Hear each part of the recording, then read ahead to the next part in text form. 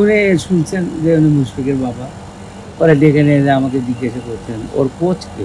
আমি তো তখন হাসি না কাঁদিয়ে এরকম অবস্থা। আমি বলি কিসের কোচ? বলে ক্রিকেট কোচ। ও ক্রিকেট খেলে? কোথায় আজকে তো ম্যান অফ দি ম্যাচ আছে। আমি শুনলাম তো তাই, কিন্তু আমি তো আশ্চর্য হয়ে যাচ্ছি ও ক্রিকেট খেলে। এবং উনি সেদিন আমাকে বলতেছেন, সেটা আমার আজও মনে পড়ে। উনি বলতেছিলেন যে ওনার যে ফুটওয়ার্ক, তখন ধরেন ৯-১০ বছর বয়স হয়, এটা একেবারে গ্রামেটিক ক্রিকেট খেলে। আমি তো শুনে এটা হইলে ওই যে আমি একটু খেলাধুলো দেখেছি স্পেন বা একটি কোথায় দেখি ক্রিক বাজে দেখে উঠেতে ও দেখে বোঝে সেটাই শিখছে। তো পরে শুনি তো না ও ক্রিকেট খেলে ছোট থেকে, মানে ব্যাটের থেকে ও ছোট তখন খেলে। গতকালকে 99 হওয়ার পরে আমি মনে করছি সেঞ্চুরিটা হয়েই গেছে, ১ রান তো ওটা ওই নামবে আর এক রান। আমি ওই মজাটা কালকেই পাইছি।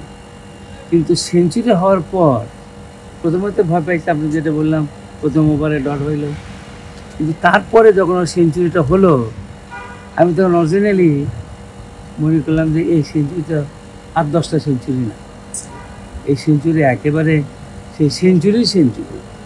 এবং পৃথিবীতে ১০ জন খেলোয়াড় এই পর্যায়ে পাইছে, এ হলো ১১তম, তবে ১২টা সেঞ্চুরি হয়েছে এই আর কি।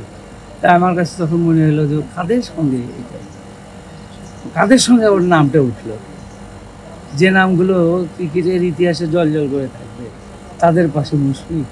এটা ভাবার পর থেকে আমি মনে করছি যে এটা সেঞ্চুরি, অনেক গুরুত্বপূর্ণ সেঞ্চুরি। ওর যত সেঞ্চুরি আছে তার মধ্যে এটা সবচেয়ে সেরা সেঞ্চুরি।